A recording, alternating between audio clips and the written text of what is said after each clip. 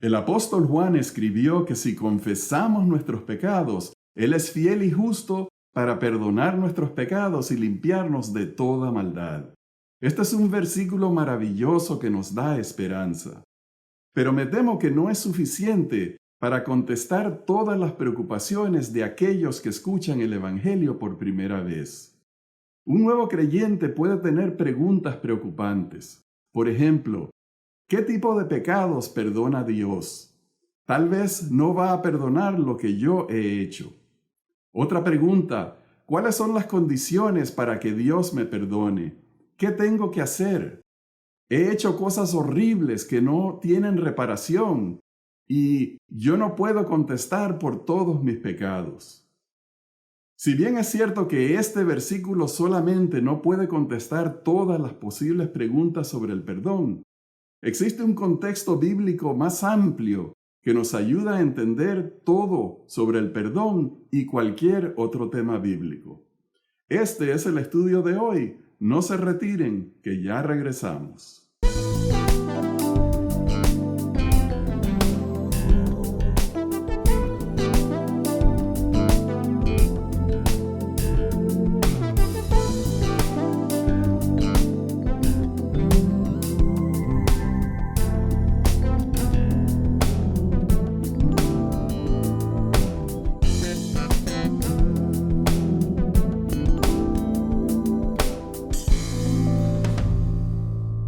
Hola, apreciados hermanos, bienvenidos a Perspectiva Bíblica. Johnny, recibe un saludo cordial. Hoy tenemos la lección que se llama Idiomas, Textos y Contexto.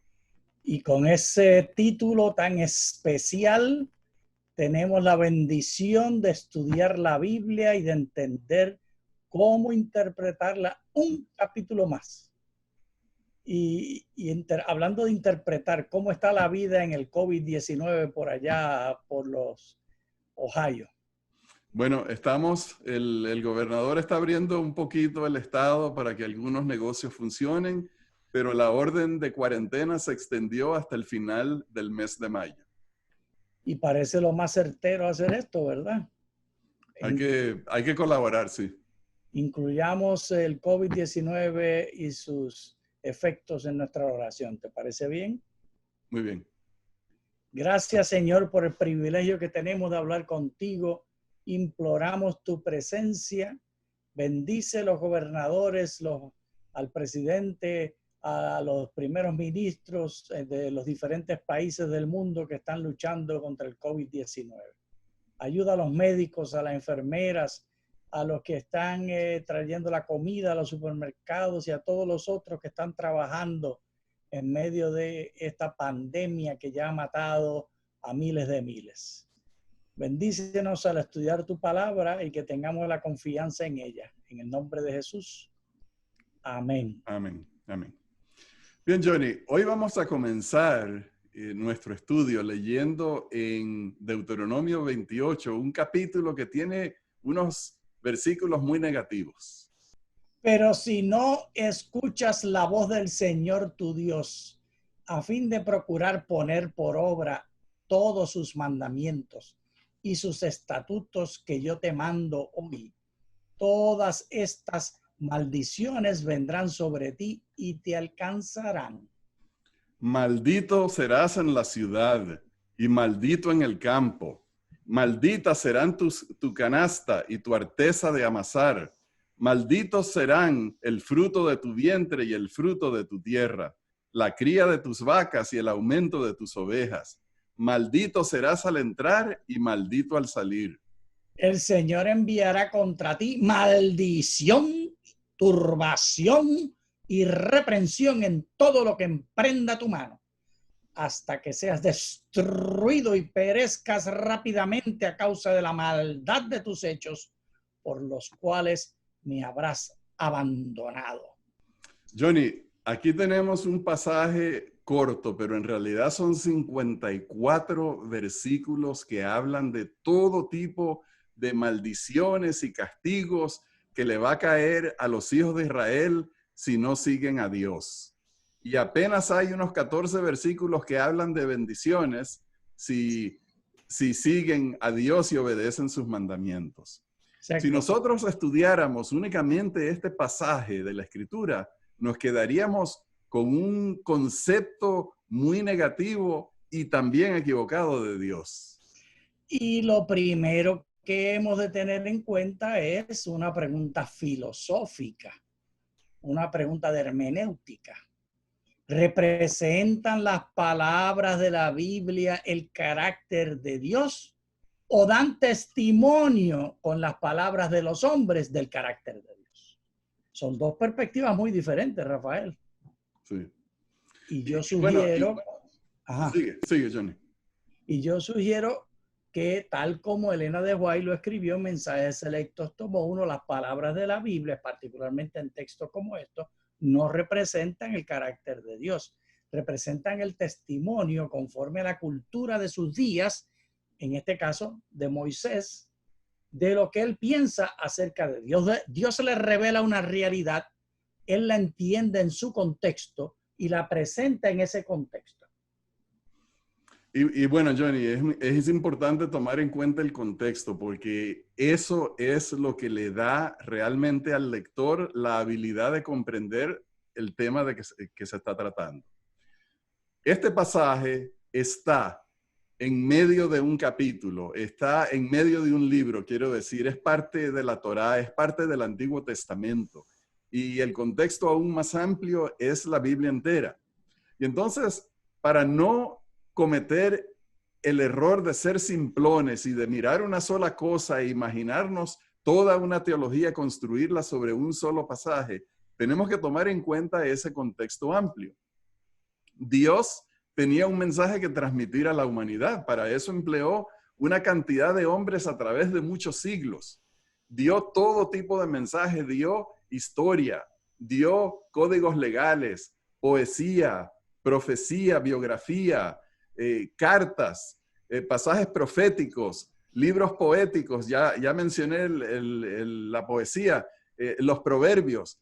De tantas maneras trató Dios de comunicar el mensaje y no lo hizo de una sola forma. Y hay muchos pasajes que son repetidos por diferentes autores como para que nosotros llegásemos a comprender el significado y transmitir realmente quién es Dios y cuáles son sus propósitos para nosotros.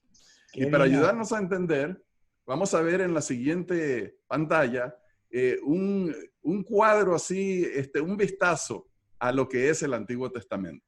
El panorama que tenemos de los libros y su mensaje, el Antiguo Testamento está compuesto por 39 libros. Desde los orígenes del mundo y la humanidad en el libro de Génesis, el libro de los orígenes, la caída en el pecado, la relación rota, la promesa de salvación, relación restaurada, el carácter de Dios es amor, la historia de la humanidad. Todos estos son mensajes de Dios impresionados, comunicados por inspiración y revelación al profeta, pero escritos en las palabras y en el contexto del profeta, con los idiomas y las frases idiomáticas de su tiempo. Por ejemplo, el dar maldiciones era la manera idiomática de los egipcios, donde creció Moisés, que es el autor del libro que habíamos citado anteriormente de Deuteronomio, y él está usando ese acervo que él tenía, y el pueblo de Israel tomó de ese acervo del antiguo cercano oriente, y en ese acervo de conocimiento, él mete el mensaje que vio o que escuchó de Dios, porque Dios no le dictó, y escogió él las palabras que usó. Entonces, Johnny, si comprendemos esa sinopsis, el mensaje que Dios está tratando de transmitir es el entendimiento del contexto o el formato donde nosotros vivimos, donde estamos situados en la historia. Sabemos que Dios es el creador, sabemos que el hombre pecó y su relación quedó rota con el Salvador, y sabemos que Dios es el que nos está tratando de salvar. Amén, amén. Y entonces hay pasajes de la Biblia que representan esto mejor que otros. Y vamos a leer uno en el libro de Jeremías como un pasaje representativo del mensaje del Antiguo Testamento. Jeremías 29, 11 al 13. Porque yo sé los planes que tengo acerca de ustedes, dice el Señor. Planes de bienestar y no de mal, para darles porvenir y esperanza. Entonces me invocarán, vendrán y orarán a mí, y yo los escucharé. Me buscarán y me hallarán, porque me buscarán con todo su corazón. Entonces, este pasaje nos dice a nosotros algo muy importante. Si estamos leyendo un pasaje del Antiguo Testamento que habla de castigos y habla de maldiciones, porque hay muchos de ellos, Johnny, como el Antiguo Testamento relata la historia de la humanidad, relata la historia del pueblo de Dios a través de siglos y siglos y siglos, habla acerca de sus apostasías, habla acerca de los llamados de Dios a convertirse y a ser salvos. Y llegamos a un punto de esos en donde Dios les está dando maldiciones y los está amenazando con castigos, invasiones y muerte y exilio. Tenemos que entender todo eso en el contexto de que Dios busca la salvación del ser humano, como dice este pasaje. Yo sé los planes que tengo para ustedes, planes de bendición y no de maldición. Y por lo tanto, cuando leemos pasajes que parecen contradecir ese mensaje, tenemos que entender que eso tiene un significado particular y no que es el carácter de Dios. Ahora vamos a ver el pasaje que tú escogiste como representativo del Antiguo Testamento. Pues antes de leer el pasaje, este es el cuarto mandamiento. Y este mandamiento está representado como escrito por el dedo de Dios en tablas de piedra.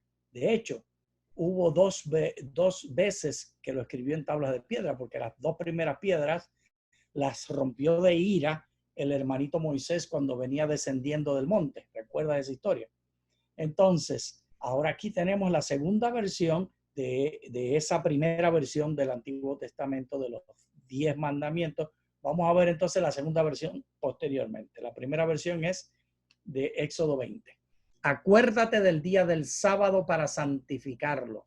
6 días trabajarás y harás toda tu obra, pero el séptimo día será sábado para el Señor tu Dios. No harás en él obra alguna, tú, ni tu hijo, ni tu hija, ni tu esclavo, ni tu esclava, ni tu animal, ni el forastero que está dentro de tus puertas. Porque en 6 días el Señor hizo los cielos, la tierra y el mar y todo lo que hay en ellos, y reposó en el séptimo día. Por eso el Señor bendijo el día de sábado y lo santificó. Qué maravilloso mandamiento, Rafael. Un mandamiento que ejemplifica el propósito de Dios para todos los humanos en particular que desean seguir su invitación. Porque, Rafael, Dios invita con las manos abiertas y toca la puerta del corazón, pero tú y yo somos los que tenemos que abrirte, somos los que tenemos que aceptar. Dios no obliga a nadie. Y este mandamiento a lo que nos invita es a reposar. Y de acuerdo a Éxodo 20 nos invita a reposar porque Dios es creador. Entonces vemos cómo cambia por causa del contexto, porque si las palabras de la Biblia fueran las palabras dictadas por Dios, no habría una segunda versión. En particular, en el capítulo 20 del cuarto mandamiento, el verso 11, voy a repetir, porque en 6 días el Señor hizo los cielos y la tierra, porque Dios es creador, por eso guardamos el sábado. Pero en Deuteronomio 5, que no voy a leer el mandamiento entero, solo voy a leer la porción que está diferente. La razón por la cual, paralela al verso 11, en el caso del capítulo 5 de Deuteronomio, es el verso 15. Acuérdate que fuiste siervo en tierra de Egipto y que Jehová tu Dios te sacó de allí con mano fuerte y brazo extendido, por lo cual Jehová tu Dios te ha mandado que guardes el día del sábado. La razón para guardar el día del sábado, de acuerdo a Deuteronomio 5, es que Dios es el redentor. Dios es el que los liberó de Egipto. porque en 40 años que estuvieron en el desierto ya no quedaba ni uno solo de la generación anterior que recordara la liberación de Egipto. Todos los nacidos en el desierto sabían que Dios era el creador, pero no habían vivido la liberación. Muy bien, entonces el otro contexto que existe para cualquier pasaje de la Biblia es también el contexto del Nuevo Testamento. Y vamos a ver así un vistazo grande qué es el contenido del Nuevo Testamento. Nuevo Testamento tiene 27 libros. Allí se enfoca la venida de Cristo, la salvación realizada, los 4 evangelios y la comisión evangélica dada por Jesús, la venida del Espíritu Santo y el libro de los Hechos del Espíritu Santo, la historia de la iglesia y todos las cartas y la predicación del evangelio y por supuesto el libro de Apocalipsis y otras porciones de las cartas revelando la venida de Cristo y la promesa. Ven, Señor Jesús. Amén, amén. Y entonces, Johnny, el mensaje del Nuevo Testamento es parecido al mensaje del Antiguo Testamento, pero es complementario. Cualquier tema que nosotros estemos estudiando en la Biblia, lo tenemos que estudiar en el contexto amplio del Antiguo Testamento y del Nuevo Testamento. El Nuevo Testamento nos habla a nosotros de la comisión evangélica. Nos habla a nosotros de que la promesa de salvación que Dios hizo en el Antiguo Testamento y toda la lucha que él tuvo con su pueblo, la continúa realizando porque Dios no se cansa de trabajar por la salvación de los seres humanos. Amén. Y esa promesa maravillosa de la venida de Jesús. Entonces vamos a leer un pasaje representativo del Nuevo Testamento en el libro de Tito. Pero cuando se manifestó la bondad de Dios, nuestro Salvador, y su amor por los hombres, Él nos salvó, no por las obras de justicia que nosotros hubiéramos hecho, sino según su misericordia por medio del lavamiento de la regeneración y de la renovación del Espíritu Santo, que Él derramó sobre nosotros abundantemente por medio de Jesucristo nuestro Salvador. Y esto para que, justificados por su gracia, seamos hechos herederos conforme a la esperanza de la vida eterna. Amén. Entonces aquí está resumido el mensaje del Nuevo Testamento en la salvación de los seres humanos, la renovación, la regeneración por el trabajo del Espíritu Santo en la vida de los creyentes. Todo lo que nosotros leemos en el Nuevo Testamento y en el Antiguo Testamento está dentro del contexto de que Dios tiene una obra de salvación que ha realizado por la humanidad, que nos ha llamado a nosotros a predicar y que el Espíritu Santo está trabajando con nosotros y con los seres humanos para regenerarlos. Y vamos a leer ahora, Johnny, el versículo que tú escogiste como representante del Nuevo Testamento. Dios ha determinado otra vez un cierto día, diciendo por medio de David, hoy, después de tanto tiempo como ya se ha dicho, si escuchan hoy su voz, no endurezcan su corazón, porque si Josué les hubiera dado el reposo, no se hablaría después de otro día. Por tanto, queda todavía un reposo sabático para el pueblo de Dios. El que ha entrado en su reposo también ha reposado de sus obras, así como Dios de las suyas. Hagamos pues todo esfuerzo para entrar en aquel reposo, no sea que alguien caiga en el mismo ejemplo de desobediencia. Aquí vemos, Rafael, cómo Dios le dio una tercera versión. Hubo muchas versiones, pero aquí vemos una tercera versión del cuarto mandamiento, que fue el reposo en la tierra dado por Josué. Y ahora viene la última versión que presenta la Biblia de manera revelada, escrita en la Escritura, que es del Señor Jesús. Por la fe en Jesús, el sábado lo guardamos porque estamos reposando en Jesús. No haciendo obras, reposando, echado para atrás en Jesús. Bien, Johnny, vamos a tomar un ejemplo de ver la importancia del contexto cuando estamos estudiando y cómo enriquece nuestro entendimiento el contexto de cualquier pasaje. Vamos a ir al Salmo 51 y leer lo que escribió allí David. Ten piedad de mí, oh Dios, conforme a tu misericordia. Por tu abundante compasión borra mis rebeliones. Lávame más y más de mi maldad y límpiame de mi pecado, porque yo reconozco mis rebeliones. Mi pecado está siempre delante de mí. Contra ti solo he pecado y he hecho lo malo delante de tus ojos.